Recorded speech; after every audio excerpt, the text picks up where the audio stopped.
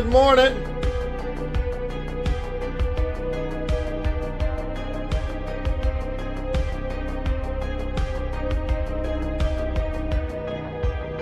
Welcome to Forex.Today.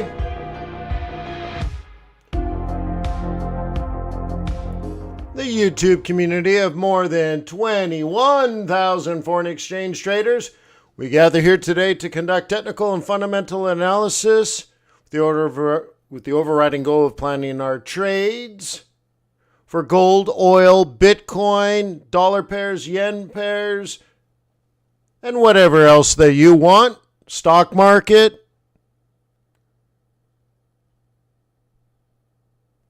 Past performance, good or bad, is not necessarily indicative of future results. Please stay small, stay humble. Focus on the long term and never risk money you cannot afford to lose. I always seem so...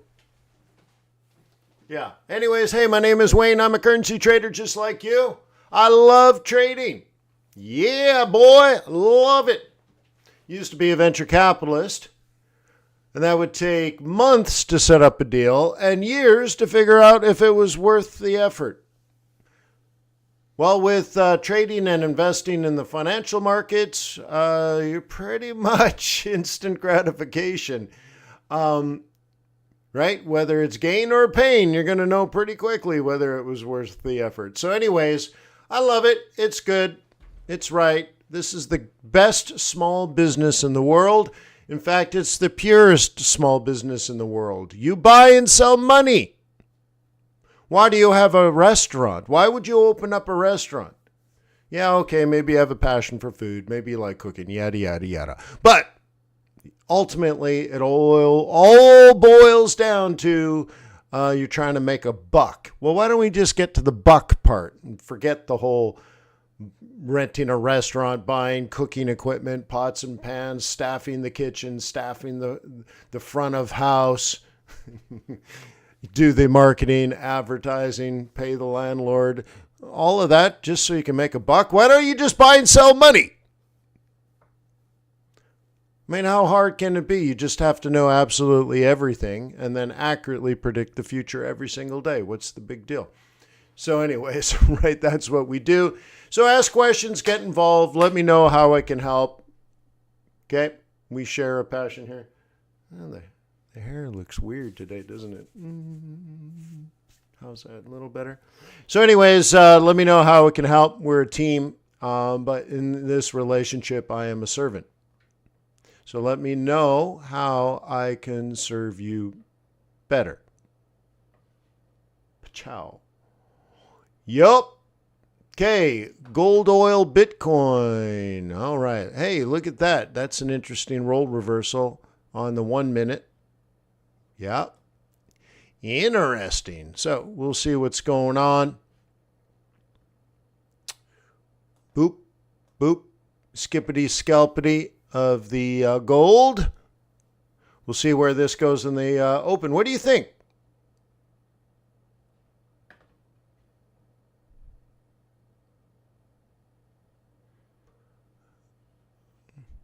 Sky Killer says, would you ever do a mini course on that national hurricane stuff? I don't think it's needed. I think I've covered it about 10 times in the last 10 years and probably 25 times in the last 20 years. The information's out there. Remember, the way you're supposed to use YouTube, I don't know if you guys use it correctly, but when you watch a video that I do, you're supposed to document in the comments what you learned. So in that particular one where I covered the National Hurricane Center and how to trade weather patterns, you just type into the comments, how to trade weather, National Hurricane Center, and you just put it in the comments. And then when you want to review that in 3 years from now, you can go and search your comments and find that one video. And if you timestamp it in your comments as well, so you're like, at this point, he talks about weather, and then you keyword it, so National Hurricane Center, how to trade weather patterns, so now you got multiple keywords and a timestamp. Now you just search and you just got it. Okay. So anyways, I hope you're using YouTube right. Okay. I hope you're doing it right. Yeah. So anywho, let me take a look at the oily. Breaking through key moving averages and now breaking through key support. Oh, yeah. If you remember, I bought it way down at, I don't even remember, 65. And then it knocked me out up here at 83. And yeah, now it looks vulnerable, or vulnerable, I guess. Vulnerable is what it looks like. Double top. Now there's a lower low. Okay, on this level. Yeah, danger, stranger danger. Right? Stranger danger. Up, up, up, up, down, down, buy. Up, up, up, up, down, down, buy. Right? Up, up, up, up, down, down, buy. Oh, my mouse is really struggling. Buy, up, up, up, up, down, down, buy. Up, up, double top, low, down, down, down, down. You know, there's a vulnerability is definitely this way now. I'm trying to get that to be an arrow. Definitely vulnerable to that, yo. Hey, yo, you know this kid? I said, I didn't, but I know he did. Cool. Neat, right? Yeah. By the way, I am using the Trader's Way trading platform. Oh, yeah. Trader's Way, TW. Okay. Trader's Way, if you see in the corner there, I guess I should have highlighted this area, but my camera's in the way. Okay. Trader's Way, ECN.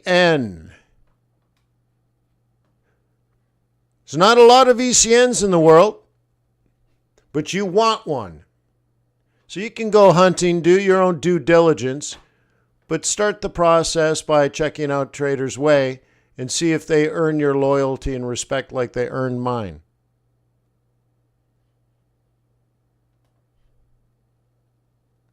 Okay? Well, you guys still are talking about gold, huh? Gold, huh? You really like gold. Okay. You want to look at it on a higher time frame? Sure. Okay. Okay. Yeah. So there's what I'm looking at, because we're all going to look at it in different time frames. Okay. So we don't know which time frame is the right time frame. But what it smells like to me is we made a higher high relative to the previous higher high. So what do you do in that? You buy a dip. Other than that, I don't know anything.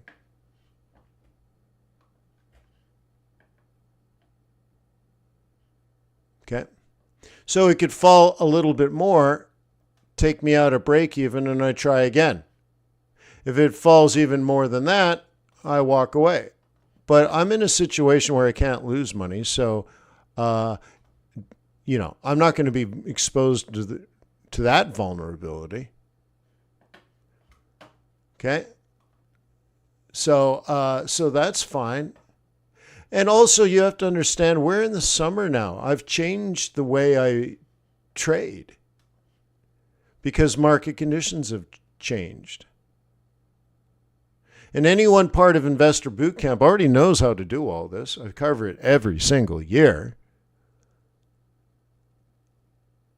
And so I jam a bunch of trades if I can. I can't do it in a dumb fashion.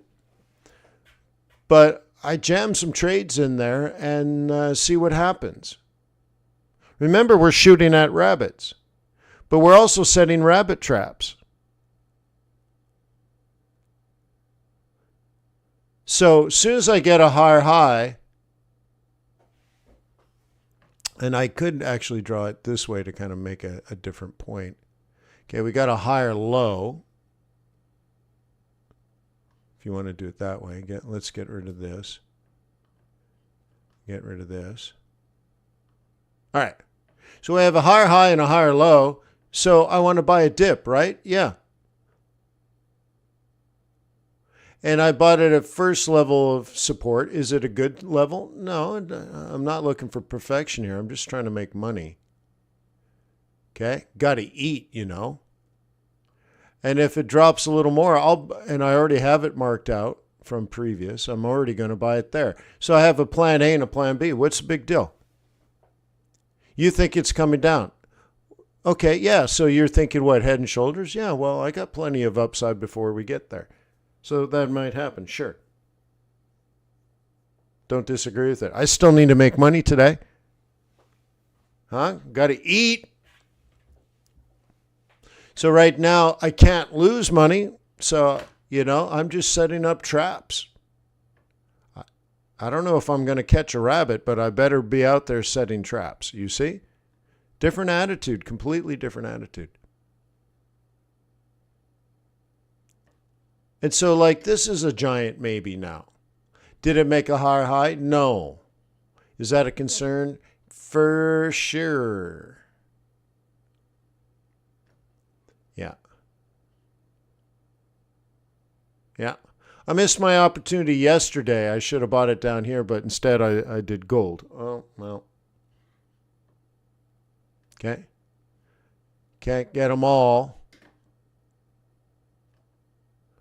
Okay. But it's not a bad catch. Okay. It's not a bad catch. And now, praying never hurts.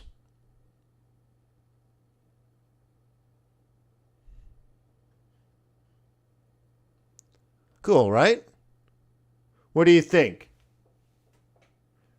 How would you grade it? A, B, C, D, or fail?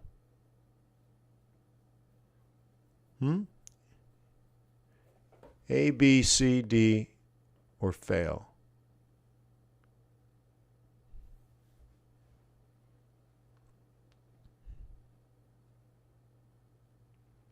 I think you can see I clearly had a plan before it all went down strategically. Frank says, are people buying gold to hedge inflation? Maybe, but I can't prove that.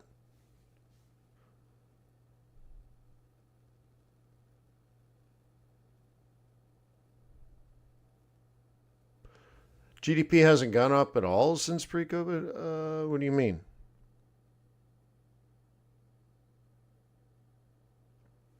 Okay, well, let's see if that's true.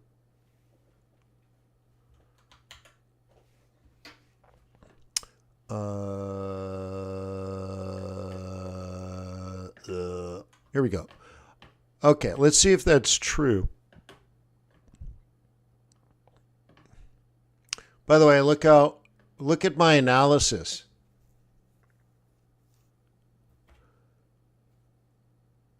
So some of you are like, isn't gold bearish? Is it? You tell me. I have worst case, base case, and best case scenarios modeled out 7 days into the future. So you're like, isn't it bearish? You make your own decision, bro. I do mine quantitatively, as most supermodels would. But anyways, let's attack GDP. Wow, this is old. It's funny that this version didn't update. That is really interesting. Why wouldn't that update? All right, hang on. I think that's interesting. I have to update the whole kit and caboodle. Let's look at this again. Yeah, that's interesting. All right, so check this out. I'm going to refresh the page, and it's going to require me to log back in to the database. But I know that's an old iteration from yesterday because I updated it since then. So let's go back. It's funny switching pages isn't updating it. Hang on. So Abdul, we'll take a look and verify what you're saying. You should always be able to verify, right? Loading. All right. Let's go back. Economy, GDP growth. Yeah, see, different colors. All right. And you're saying back 5 years. Okay, well, let's change this. Years. 2, 3, 4, 5. We'll even throw in 6 just in case, just for love. And okay, so you can see we have normal levels of GDP, and then things got really bad, and then there was huge swing back, and then we went back to sort of normal. So let's cut some of that fat, and let's take this down to 4 years and see if we can get. Okay, no. Okay. But you can see GDP's 2.1, 2.1, 2.1. Okay, and then the collapse. All right, so now let's focus more recently then. Trying to get rid of the outliers. Okay, we were in the 6s and 7s, which we know pre-COVID was 2.1, 2.1. By the way, GDP on average over 50 years is 2.1. Might be 2.2. So here we are. So we had a drop for a while, and then a recovery, right? And now we're down in here. So if the average is 2.1, or pre-COVID was 2.1, and we were 3, and now we're 1.5. You say GDP hasn't gone up at all since COVID. I'm not sure what you're saying, because even here back in 2022 and 2021, dude, we had it at 6.5, 7, which is insanely crazy good. Okay, then some capitulation, and then we come back and we're trying to normalize this out. Now, some of these changes are sort of the base effect of year over year. If this year was okay and last year was terrible, then there's going to be a big differential. And so over time, it's normalizing. But I'm not sure if I follow your GDP hasn't gone up at all since pre-COVID. It means that we actually went down. I don't think I agree with that. This is nominal, not real. So it's not discounted by inflation.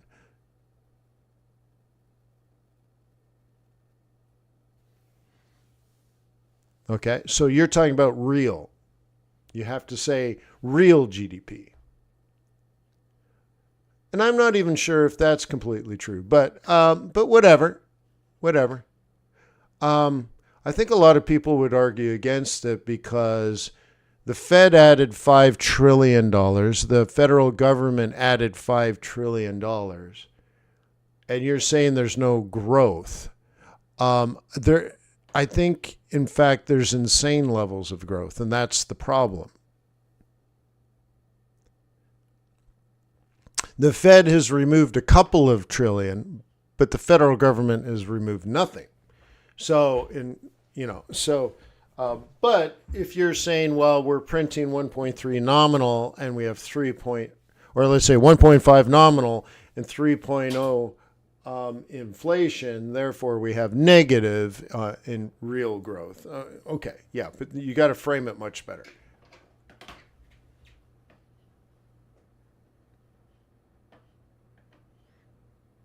Cool.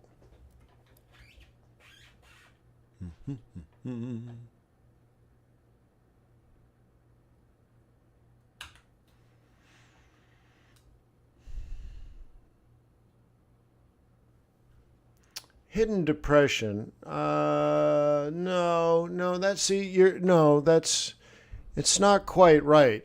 What you're saying is inflation is eating away real growth and things like real income and all that.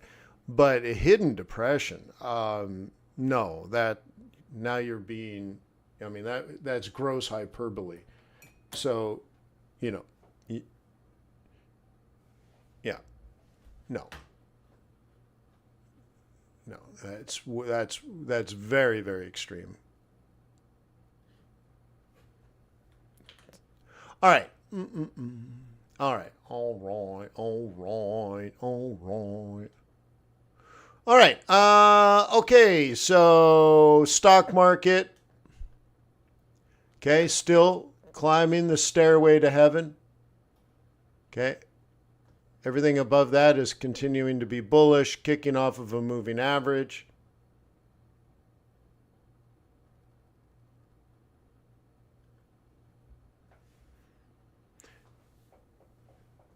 Maybe, Richard. You know, it's just like language like, you know, GDP has not gone up at all, and therefore there's a hidden depression. You know, that sounds like an extremist news program. I couldn't tell you if it was Fox, CNN, or Al Jazeera, but, you know, like, it feels incredibly loaded, you know, like a loaded question.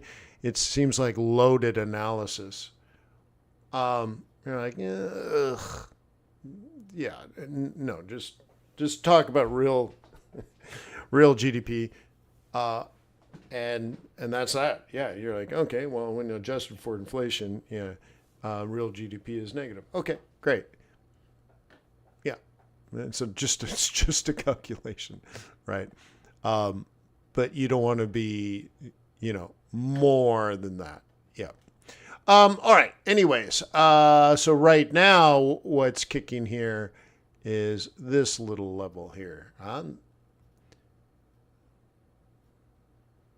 Okay. Morning, Biggie. Morning, Highlander.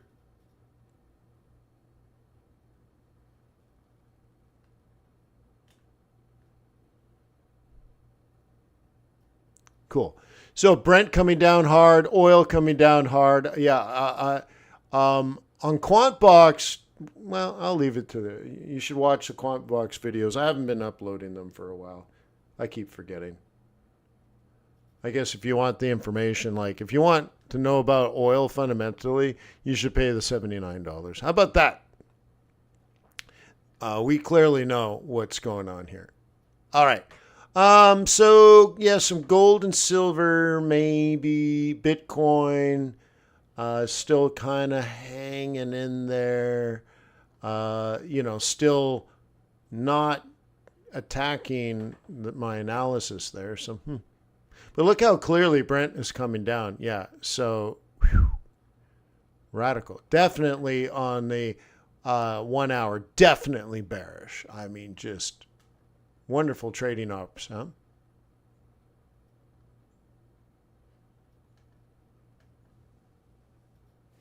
Okay, just riding that 21 hard.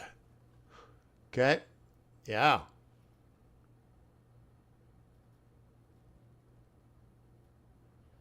Okay, and the thing is, if you're not paying money for QuantBox, you're really, I don't know why. I hope you have $79, but like all of this makes sense and is completely expected. Yeah. So,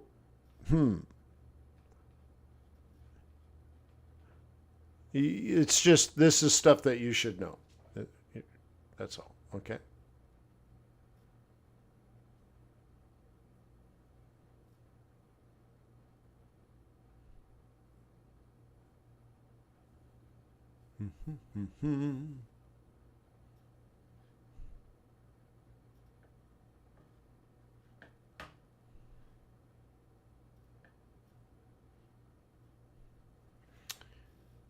Yeah, Jim, I think he's been hoarding the wheatgrass.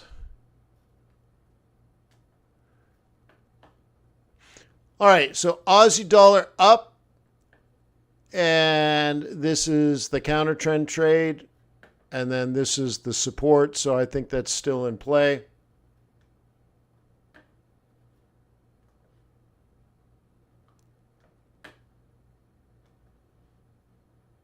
Support didn't hold on 82.60. Yeah, but once again, what I'm trying to say, Richard, is fundamentals have already predicted all that. I mean, we would assume what's happening now is happening for. I mean, how do I say it? If we were talking about what's happening now in the oil market, we easily could have or did discuss this type of behavior this time of year, but we would have done it 6 months ago. Like we could have casually talked, and I'm sure I probably did, just very casually talk this time of year for a significant pullback in oil. I mean, I don't know. It's just, it's totally, right?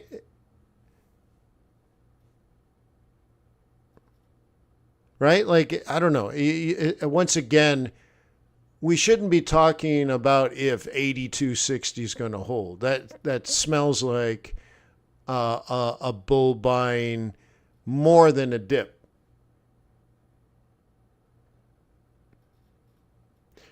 A cut in production, right? But what is it? Why? I mean, have you compared the EIA outlook with the OPEC outlook? They're radically different. So if somebody's cutting oil production because they believe next year's GDP is going to collapse, then that's not good news. Now you might say, well, they're cutting oil, so therefore supply is down. Therefore, you should buy oil because it'll push it up. Well, you need to do a little further research. If they're cutting because demand is expected to collapse, then what you have is not up and indeterminate. So the likely outcome in a scenario like that with falling demand and therefore falling production is an indeterminate price that is not likely to be higher.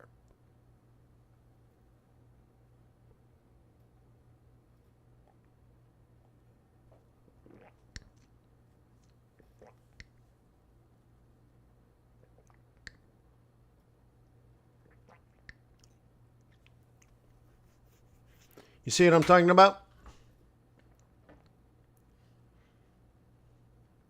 But really, you can boil it down to indeterminate is indeterminate. It doesn't mean up or down. But if seasonality says it almost always falls in this time period, and now it's falling in this time period, then maybe it's just natural. Maybe it's just right as rain. Maybe it has to do with the refinery business cycle and all this stuff that people just kind of ignore. And so the danger part of oil, I guess let me go back to that just to hit on the point. The dangerous part about oil, and let's use Brent. What for amateurs usually, in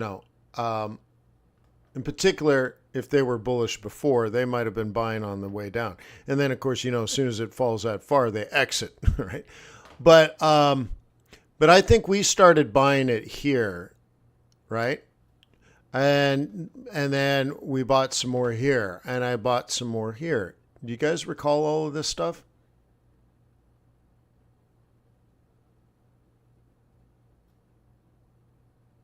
Okay. Sunday Dennis wants to become a member of QuantBox, but can you give a non-U.S. access? Yeah, we have dozens of people that don't live in the United States that are subscribers. Yeah, no problems. So again, it's not me blocking you. If credit agencies consider you or your country a high risk, I can't do anything about that. Yeah. I mean, I'm sorry, but I can't do anything about that. You're right. I don't know why you're considered a high risk, but it's not me that's making that determination. So I don't know if it's you, your country. I don't know. I don't know. I don't know.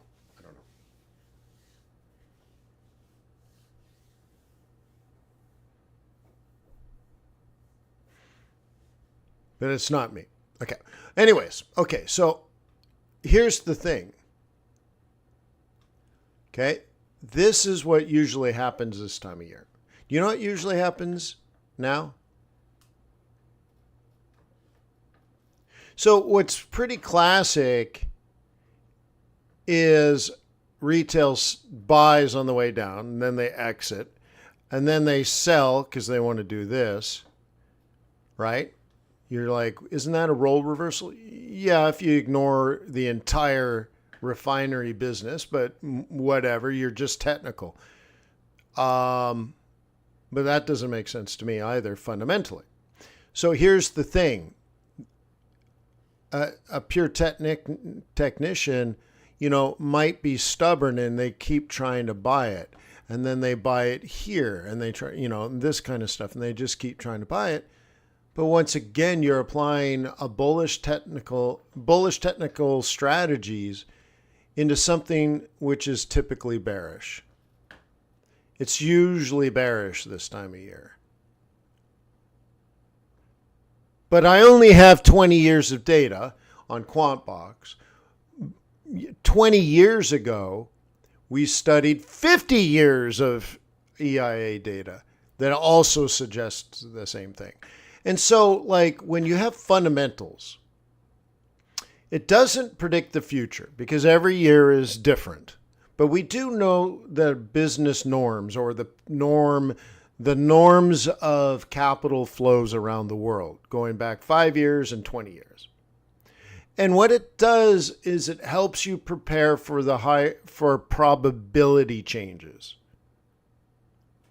So I don't know when this is going to occur, but I can be a bull and be prepared as this is occurring. It's bullish, but the whole time we know there's a high probability based on data that there, of a potential change in direction for the price of crude oil based on 20 years of seasonality.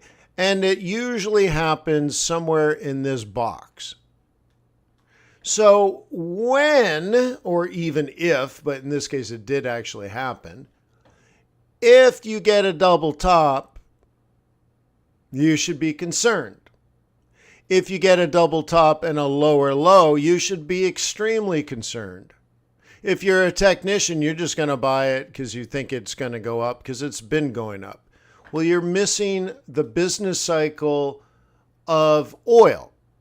You don't know the fundamentals, so you don't know to be prepared, so you're reactionary. So at some point, it's probably going to make lower lows, and at some point, you will have to change your tune.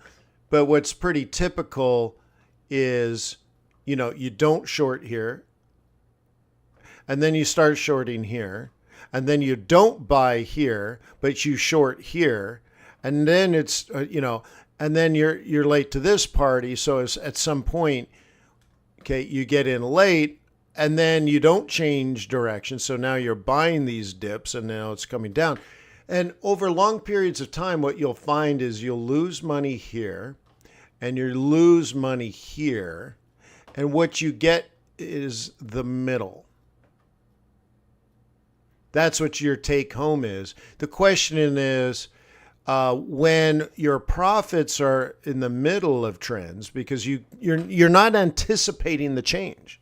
That's the difference with fundamentals. You can anticipate it. We don't know exactly when it was going to happen, but we know when it's likely to happen.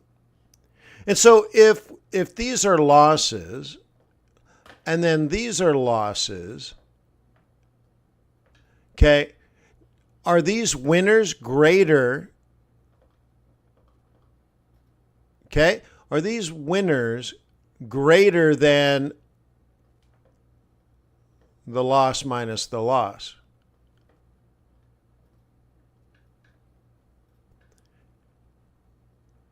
And what we probably all discover is you're either making a little bit of money or you're losing a little bit of money.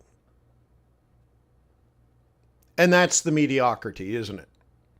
Where you trade, and after a year of trading, you have losing streaks, you have winning streaks, you have losing streaks, you have winning streaks, you have losing streaks.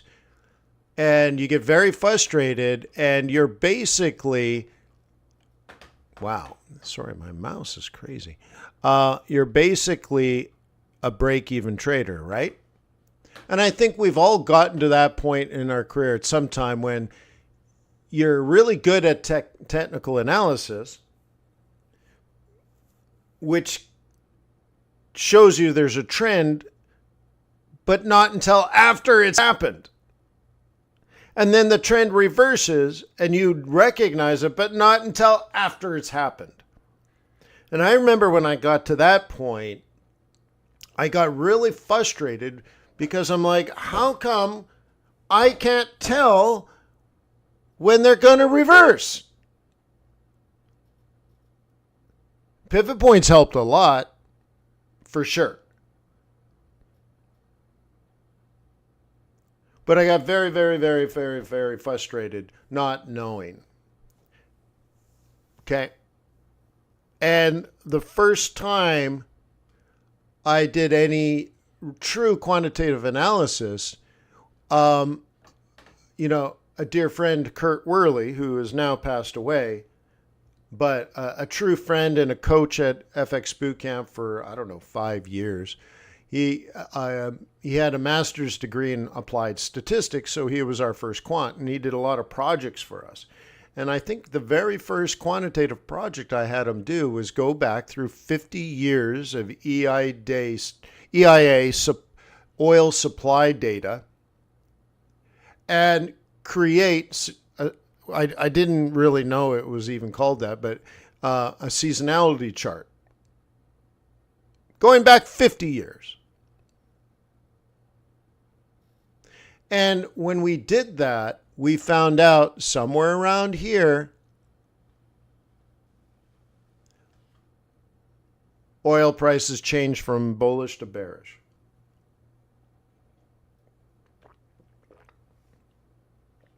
I have since reconfirmed that using EIA data. Yeah.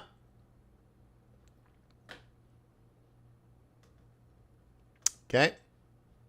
So it's like one of these things like fundamentals don't put you into a trade, but they help you be prepared.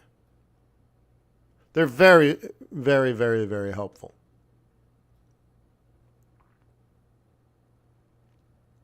Okay.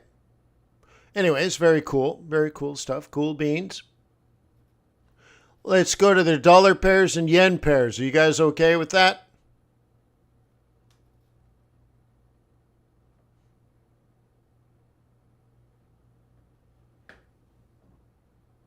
So at 6 o'clock in the morning, I met with QuantBox people. Sorry, it's 7 o'clock in the morning. I met with QuantBox people. Yeah. And we looked at dollars, right? Yeah. Cool. So we have this all priced out. And we're waiting for bullish price action because the market is still bullish. Yeah. And so you would expect Kiwi dollar up, pound dollar up, euro dollar up, Aussie dollar up, USD yen down, and USD CAD down.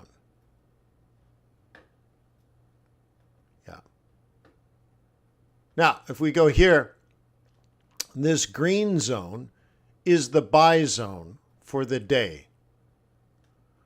This is what we do in the day trading group. And our conservative target is 1.2855. Our bullish aggressive target is 128.72. Okay, and that's the kind of clarity you should have in your trading.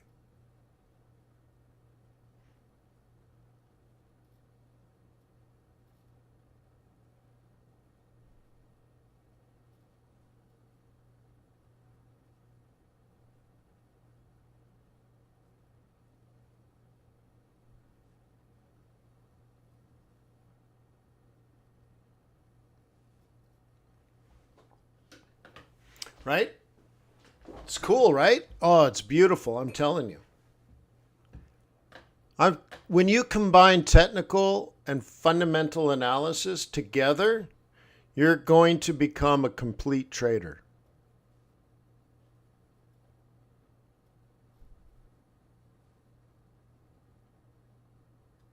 Some of these things are stalled out, some are not. We even covered this on Sunday. Yeah, the day trading group meets on Sundays. You're like, wait, what? Sunday? Yeah, we meet on Sundays.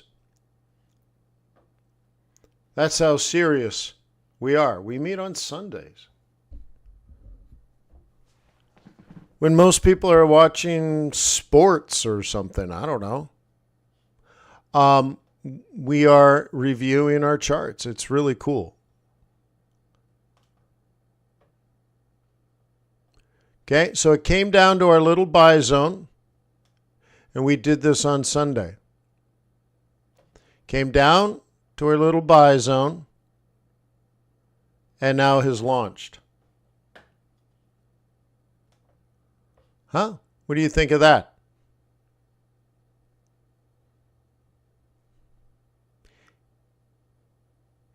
Right? Yeah, boy!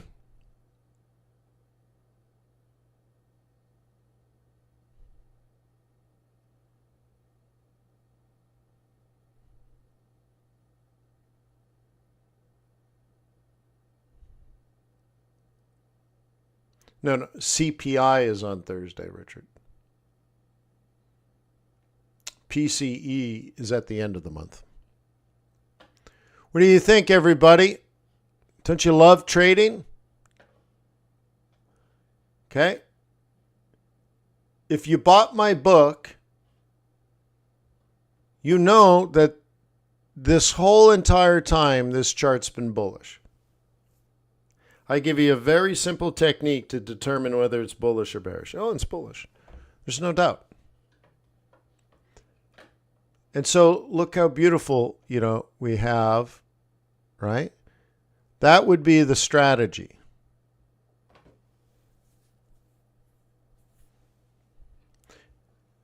Okay? So you have bias, which is intent.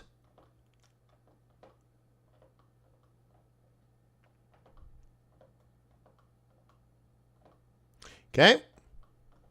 You should already know if you're a bull or a bear on this. I've been a bull on this for 2 years. Okay? That's okay, Dina. This is an annual target zone. Okay? So there's intent.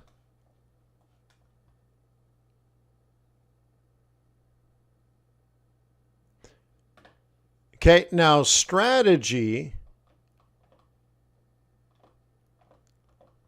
is still sort of a bigger picture thing.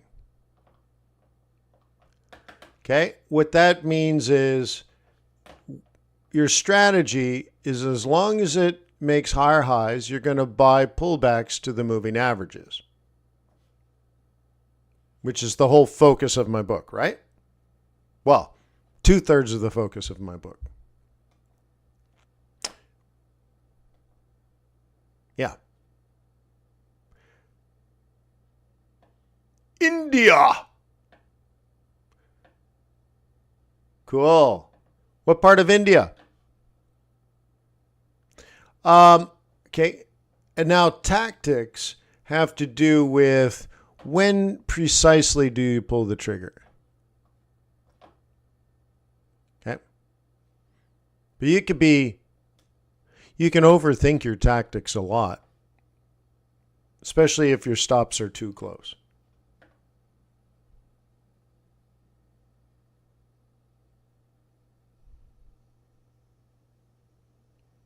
Yeah, Gabbo. I wouldn't be shocked. I wouldn't be shocked. They also won't let me advertise. It's really terrible. And then you see all these other like get rich quick scam artists, and I'm like, huh. It's really terrible.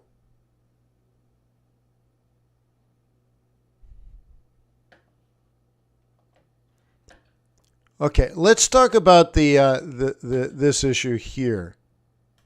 Okay, so it's been brought up that I'm suggesting that you can buy inside this target. Okay, first of all, are pivot points technical or fundamental?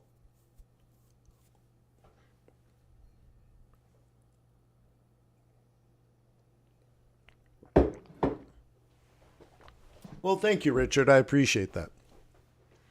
I know my intent is good. My heart is good.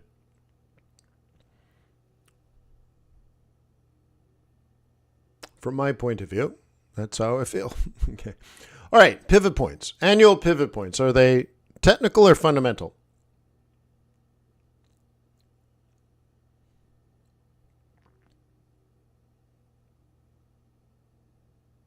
Yes, technical. Okay, why is pound yen going up? Technical or fundamental?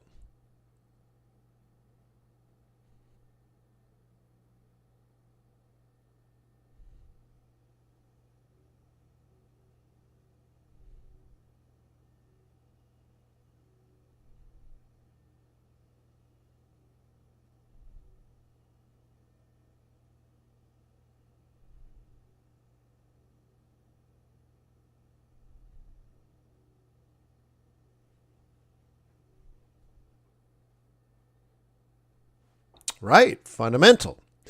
Is it fiscal or monetary?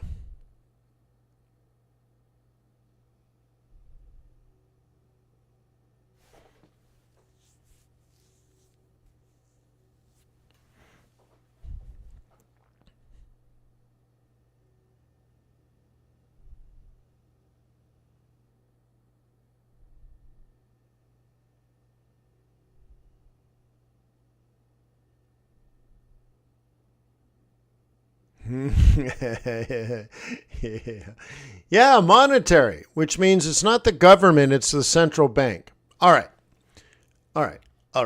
Cool. Therefore, what you see here is not the normal ebb and flow of capital because of business activity. This is artificially created by the central bank.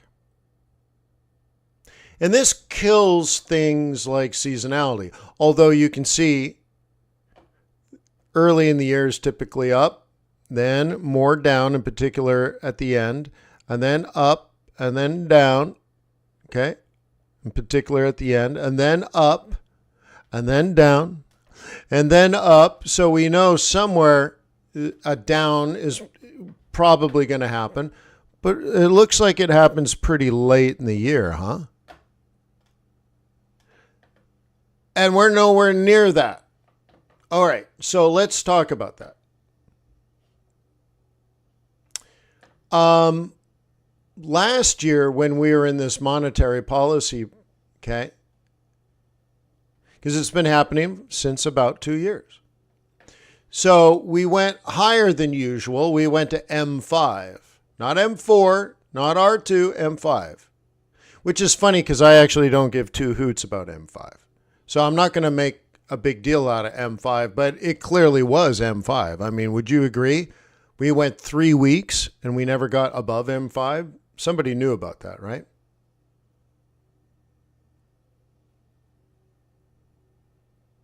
Gabo, no, I don't want to be a gladiator, um, pleasing the audience. Maybe that's the issue. I don't know. I don't care.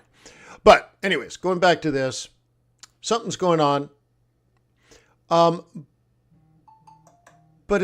isn't, the technicals are like important. We see that. And we know the intervention by the central bank happened probably in response to that key number. Could it happen at this number? Yes. But until the monetary policy changes, this will go up. Oh, cool, Gabo. I wasn't sure if I was going to insult you. I didn't mean to, of course, but I'm like, I don't know, whatever. But this would be a target that is realistic until monetary policy changes, or we can see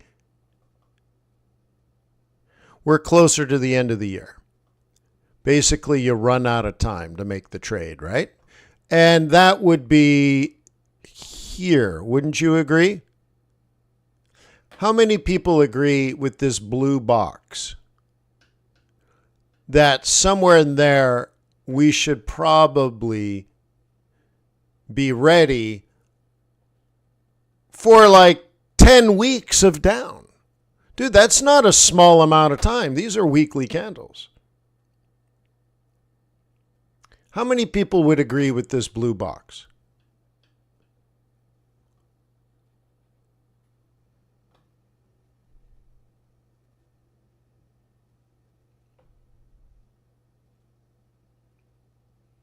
Okay?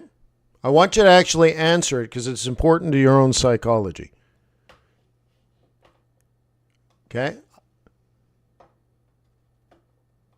You actually have to answer it. I know it's rhetorical, but if you sit there and go, yeah, that makes sense, and you don't do anything, you're not going to handle it. You have to retrain your brain. You can sit and watch people golf all day. It's not going to make you a better golfer.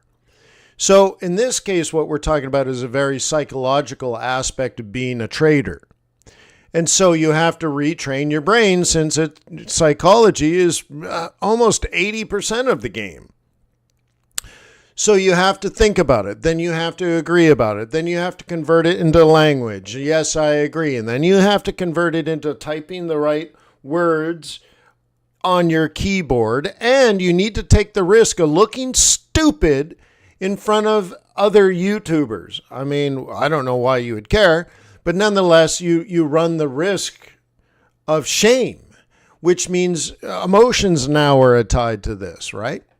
And so what you need to do is anchor this intellectually, but also emotionally. And this is why when I ask you a question, you answer it. And if you don't have the strength to answer it, you're probably not going to have the conviction to remember it or do it. And of course, we know 95% of you are not even going to answer, and we know that represents the market. 95% of people fail, even if they understand what's going on. Well, maybe they're just weak. Maybe they're sick. Maybe they're old, right? Cull the herd. So only 5% of you are going to have the strength and courage to get out of bed and do what needs to get done. And that's why you should answer, because you're telling yourself you are in the top 5% that are going to succeed. Okay? Cool. So if you agree with this, what you're doing is you're acknowledging seasonality. Now, do we know if this is going to collapse? No, we don't. But can you be ready for it? Can you anticipate it? Can you be ready, willing, and able? Yeah. All right, so what are other scenarios?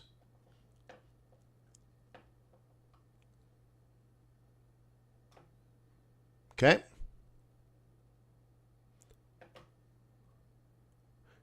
Yeah, that might happen. Yeah, yeah, yeah. There is some risk associated with 217 because of what we saw last year. So you can't ignore it. I usually don't make a big deal of it, but it was a big deal last year, so it held. All right, so now you got 2017 on your radar.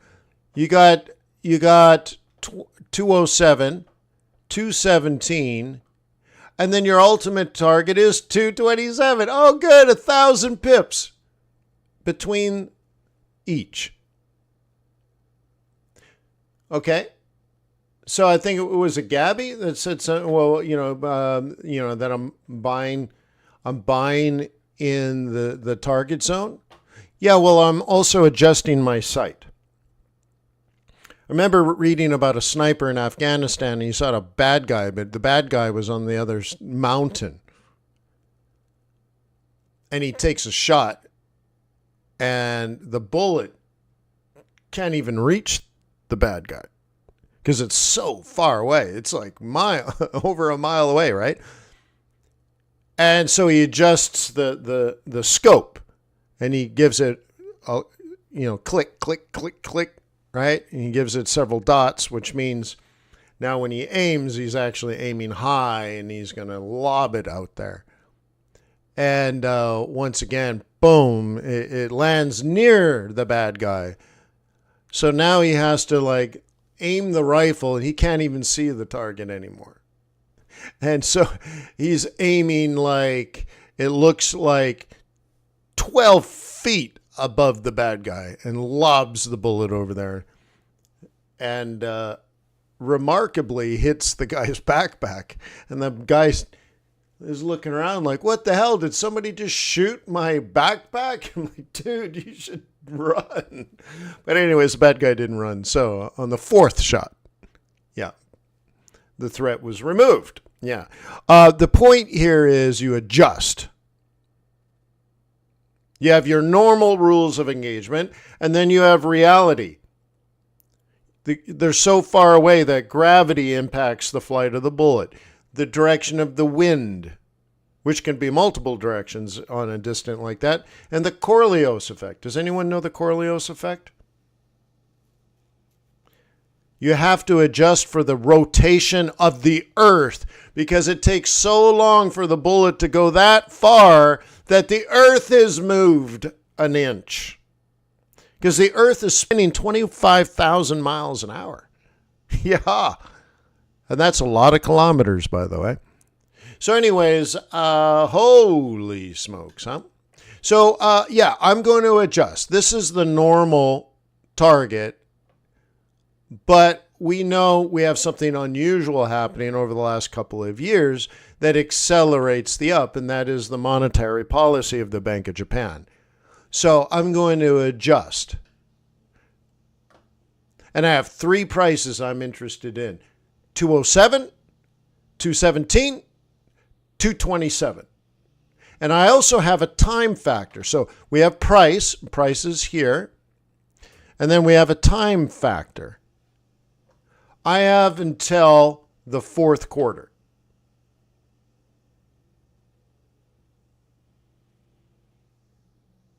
Okay? Right? We have until the fourth quarter, and then we got to go. We got to evac. Change our strategy. Holy criminy! What? You see what I'm teaching you? We have July, August, September, and then in October, we're going to change our strategy completely. You know 90 days in advance that you're going to change your strategy, and you know why. And we don't know if it's precisely 90 days, so we're going to create a little window. Maybe 2 or 3 weeks before that, so let's say somewhere around the third week of September, and the third week of October, we are going to change our strategy.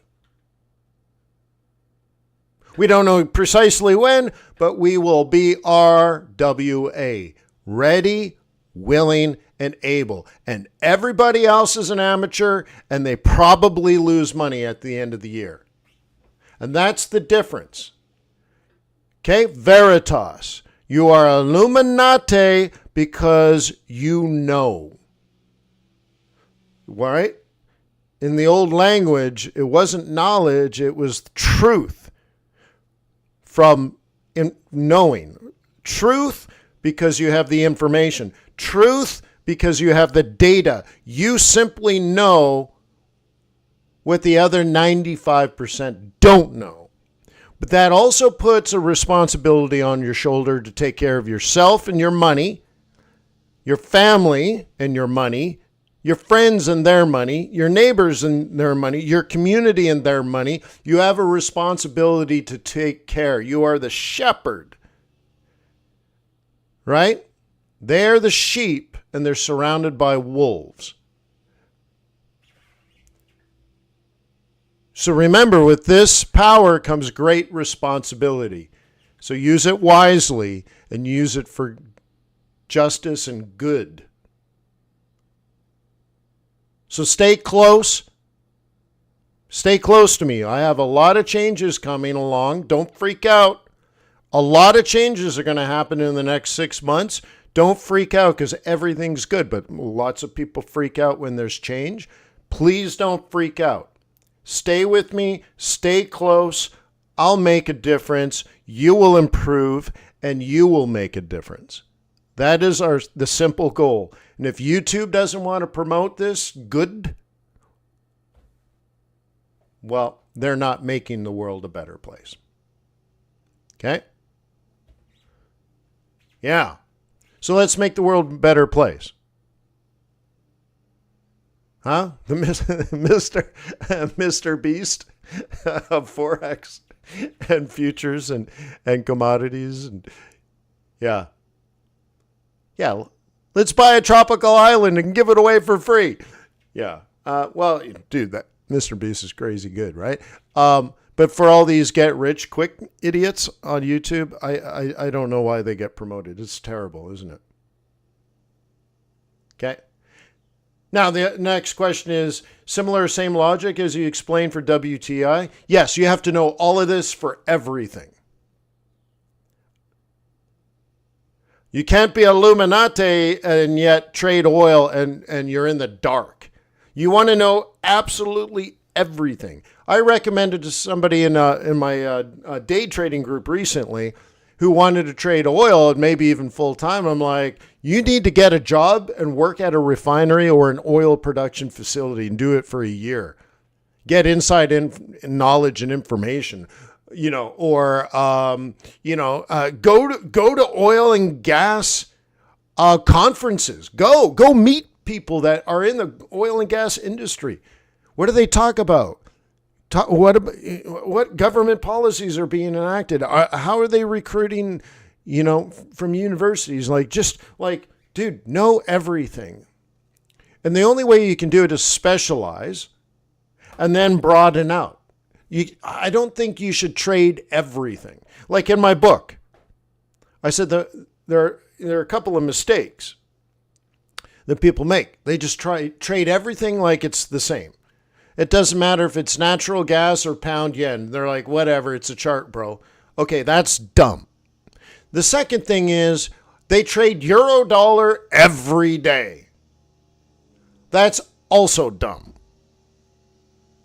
What I say is you need to specialize, and you should probably specialize in one currency, and I would recommend the reserve currency. So learn everything you can about the dollar. Spend 2, 3, 4 years learning about everything. Fiscal and monetary policy, economics, trade data, the impact of different White Houses and their policies on things like global trade and the value of the dollar and the levels of debt and the difference of taxation and transfer payments and the impact on micro as well as macroeconomics, and just like, whoa.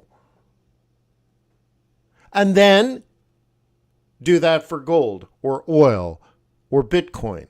Okay. And over 5 or 10 or 20 years, you'll become an expert in like 5 or 6 things. And that's all you need. But if you don't know anything about macroeconomics and you don't do any fundamentals and you want to trade everything like it's the same, it's like the dumbest. How could pound yen and Bitcoin and oil, right, and Euro Swiss franc, what do they have in relation? Well, they might have a relationship and correlation related to risk on or risk off, which has to do with things like global macroeconomics, not just one, but all countries, and the corresponding monetary policy of those central banks because of those macroeconomic conditions. And inside of that, some seasonality. But those 3 things I just mentioned are all fundamentals. So I'm assuming if you trade everything, you don't know jack about anything, how could it possibly work? Well, we all know it can't. So I would recommend understanding what the cliche of trading is. What do the 95% of traders do that make them lose money? And then either not do that or do the opposite. So for example, you don't treat charts like it's the only thing that matters. Well, that's not true. And also, do the 95% of traders sit down and read the economic reports and analyze them every week? No, they don't. So I would just do that just to be part of the group that actually does the work. Maybe it does make me a better trader, but I'm not part of the 95% of amateurs because I'm definitely doing the work. So that's what I would do if I was me. Well, that is actually what I did. So I did things like subscribe to almost 20 magazines, news, and newspapers. I paid $500 a year for a magazine subscription that gave me 4 magazines a year. Think about that. I spent $125 per magazine, and it was on the oil and gas industry, and it was for industry people only.